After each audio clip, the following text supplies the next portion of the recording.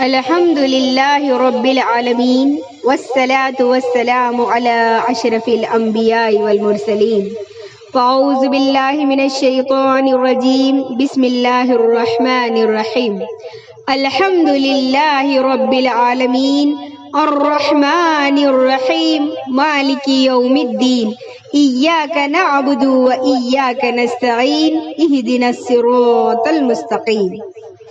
تمام تعریفیں اللہ رب العالمین کے لیے لائق و زیبا ہے جو ہمارا خالق، مالک اور رازق ہے۔ درود السلام ہو نبی محترم و مکرم پر جس پر اللہ رب العالمین نے امت کو ختم کر دیا، نبوت کو ختم کر دیا، شریعت کو ختم کر دیا، کتاب کو ختم کر دیا۔ معزز سامعین، السلام علیکم ورحمۃ اللہ وبرکاتہ۔ آج میری تقریر کا عنوان ہے اللہ تعالی کی معرفت۔ اللہ تعالی نے ہمیں پیدا کیا، رزق دیا اور پھر ہمیں چتر بے مہار کی طرح آزاد اور بے لگام نہیں چھوڑ دیا، بلکہ ہماری رہنمائی کے لیے رسول اللہ صلی اللہ علیہ وسلم کو مبعوث فرمایا۔ جس نے نبی کریم صلی اللہ علیہ وسلم کی اطاعت کی وہ جنت میں داخل ہوگا، اور جس نے نبی کریم صلی اللہ علیہ وسلم کی نافرمانی کی وہ دوزخ میں پھینک دیا جائے گا۔ اللہ رب العالمین نے سورہ مزمل میں یوں ارشاد فرمایا، انا ارسلنا الیکم رسولا شاہدا علیکم کما ارسلنا الی فرعون رسولا فعصى فرعون الرسول فاخذناه اخذا وبیلا۔ بے شک ہم نے تمہاری طرف ایک رسول بھیجا جو تم پر شاہد ہے، جسے ہم نے فرعون کی طرف رسول بھیجا تھا، چنانچہ فرعون نے رسول کی نافرمانی کی تو ہم نے اسے نہایت سختی سے پکڑ لیا۔ اللہ تعالیٰ کو یہ ہرگز پسند نہیں کہ اس کی عبادت میں کسی اور کو بھی اس کے ساتھ شریک کیا جائے، خواہ وہ ایک مقرب فرشتہ ہو یا کوئی رسول۔ یہ اللہ تعالیٰ کا ارشاد ہے کہ اللہ رب العالمین نے سورہ جن میں یوں ارشاد فرمایا، وَأَنَّ الْمَسَاجِدَ لِلَّهِ فَلَا تَدْعُوا مَعَ اللَّهِ أَحَدًا، اور یقیناً مسجدیں اللہ ہی کے لیے ہے، لہٰذا اللہ کے ساتھ کسی کو نہ پکارو۔ جو شخص اللہ کے رسول صلی اللہ علیہ وسلم کی اطاعت اور ایک اللہ رب العالمین کی عبادت کرتا ہو، اسے قطعی زیب نہیں دیتا کہ وہ ایسے لوگوں سے تعلقات یا دوستی رکھے جو اللہ رب العالمین اور اس کے رسول اللہ صلی اللہ علیہ وسلم کی مخالفت کرتے ہیں، خواہ وہ اس کے کتنے ہی قریبی رشتہ دار کیوں نہ ہو۔ جیسا کہ اللہ رب العالمین نے ارشاد فرمایا، لا تسجدوا قوما يؤمنون بالله واليوم الآخر يوادون من حاد الله ورسوله ولو كان آباءهم أو أبناءهم أو إخوانهم أو عشيرتهم أولئك كتب في قلوبهم الإيمان وأيدهم بروح منه۔ اے نبی صلی اللہ علیہ وسلم، آپ ایسی کوئی قوم نہیں پائیں گے جو اللہ اور روز آخرت پر ایمان رکھتے ہو کہ وہ ان لوگوں سے دوستی کرے جو اللہ تعالیٰ اور اس کے رسول اللہ کی مخالفت کرتے ہو، اگرچہ وہ ان کے باپ یا ان کے بیٹے یا ان کے بھائی یا ان کا کنبہ قبیلہ ہو۔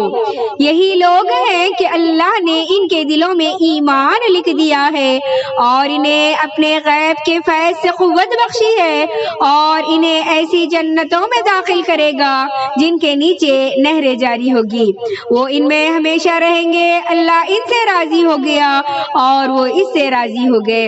یہی لوگ اللہ کے گروہ ہیں، جان لو بے شک جو اللہ کا گروہ ہے وہی فلاح پانے والا ہے۔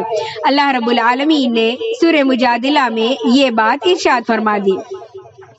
اللہ تعالیٰ نے توحید کے بارے میں جو سب سے اہم حکم دیا ہے وہ یہ کہ ایک اللہ ہی کی عبادت کی جائے، اور سب سے برا فعل جس سے اللہ رب العالمین نے روکا ہے وہ شرک ہے، اور وہ یہ کہ اللہ وحدہ لا شریک کے ساتھ کسی اور کو پکارا جائے۔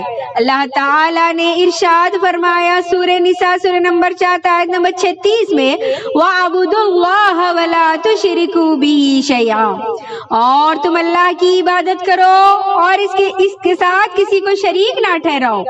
اگر آپ سے یہ سوال کیا جائے کہ وہ کون سے 3 اصول ہیں جنہیں جاننا انسان کے لیے ضروری ہے، تو آپ صاف کہہ دیں گے ہر انسان کو اپنے رب، اپنے دین اور اپنے نبی محمد صلی اللہ علیہ وسلم کی کما حق معرفت ہونی چاہیے۔ اگر آپ سے پوچھا جائے کہ تمہارا رب کون ہے، تو آپ کہہ دیں گے کہ میرا رب اللہ ہے، جس نے اپنی نعمتوں سے مجھے اور تمام جہاں والوں کو نوازا اور بتدریج پروان چڑھایا، وہی میرا معبود ہے، اس کے سوا میرا کوئی معبود نہیں۔ فرمان الہی ہے الحمدللہ رب العالمین، یعنی تمام تعریفیں اللہ ہی کے لیے ہے جو سارے جہانوں کا رب ہے۔ اللہ کے سوا ہر چیز بجائے خود ایک جہان ہے، اور ان لاتعداد جہانوں میں سے ایک ہم بھی ہیں کہ اللہ رب العالمین نے ہمیں اس جہاں میں مبعوث فرمایا۔ اور جب ہم سے سوال کیا جائے کہ تم نے اپنے رب کو کیسے پہچانا، تو ہم کہہ دیں گے اللہ تبارک و تعالی کی مخلوقات اور اس کی نشانیاں، رات اور دن، سورج اور چاند بھی ہیں۔ ہمارے خالق و مالک کی بے شمار تخلیقات میں 7 زمینیں اور 7 آسمان بھی شامل ہیں۔ ان زمینوں، آسمانوں، خلاؤں اور فضاؤں کے مابین تمام موجودات اور مخلوقات زبان حال سے پکار کر اللہ وحدہ لا شریک کی ذات اعلی اور اس کی عظمت کبریائی کی گواہی دے رہے ہیں۔ میں نے اپنے رب العالمین کو انہی نشانیوں سے پہچانا۔ اللہ رب العالمین سورہ حامیم سجدہ میں ارشاد فرماتا ہے وَمِنْ آيَاتِهِ اللَّيْلُ وَالنَّهَارُ وَالشَّمْسُ وَالْقَمَرُ لَا تَسْجُدُوا لِلشَّمْسِ وَلَا لِلْقَمَرِ وَاسْجُدُوا لِلَّهِ الَّذِي خَلَقَهُنَّ إِن كُنتُمْ تَعْبُدُونَ۔ اور اسی اللہ کی نشانیوں میں سے رات اور دن اور سورج اور چاند بھی ہیں۔ تم لوگ نہ سورج کو سجدہ کرو اور نہ چاند کو، اگر واقع تم اسی کی عبادت کرتے ہو تو تم اس اللہ رب العالمین کو سجدہ کرو جس نے ان سب کو پیدا کیا ہے۔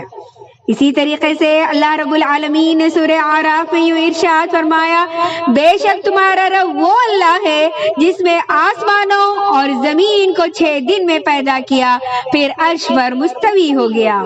وہ دن کو رات سے اس طرح ڈھانپتا ہے کہ رات جلدی سے اسے یعنی دن کو آ لیتی ہے، اور اس نے سورج، چاند اور تارے اس طرح پیدا کیے ہیں کہ وہ سب اللہ کے حکم کے پابند کر دیے گئے ہیں۔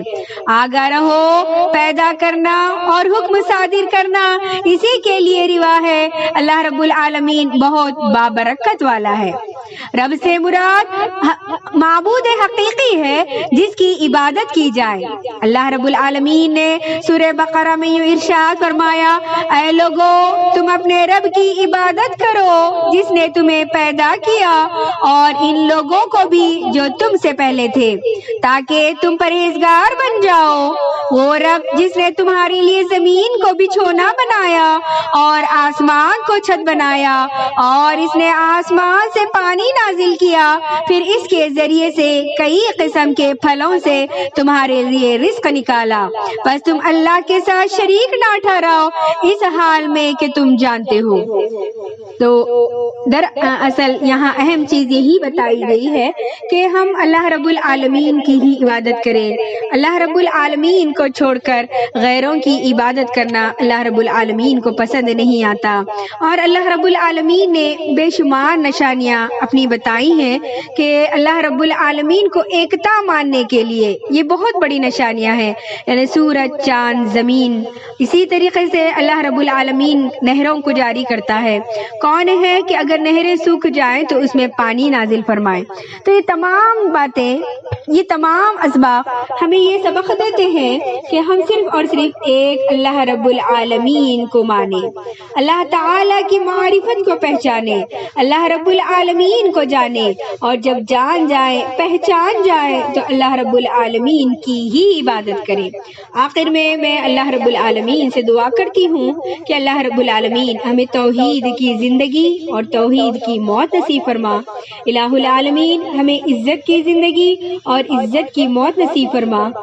الہ العالمین ہمیں شرک جیسی برائی سے بچا، ہمیں بدعات جیسے برائیوں سے بچانا۔ الہ العالمین ہماری ہر حال میں مدد فرما، ہم سے راضی ہو جا۔ آمین ثم آمین وآخر الدعوانا الحمد للہ رب العالمین۔ السلام علیکم ورحمۃ اللہ وبرکاتہ۔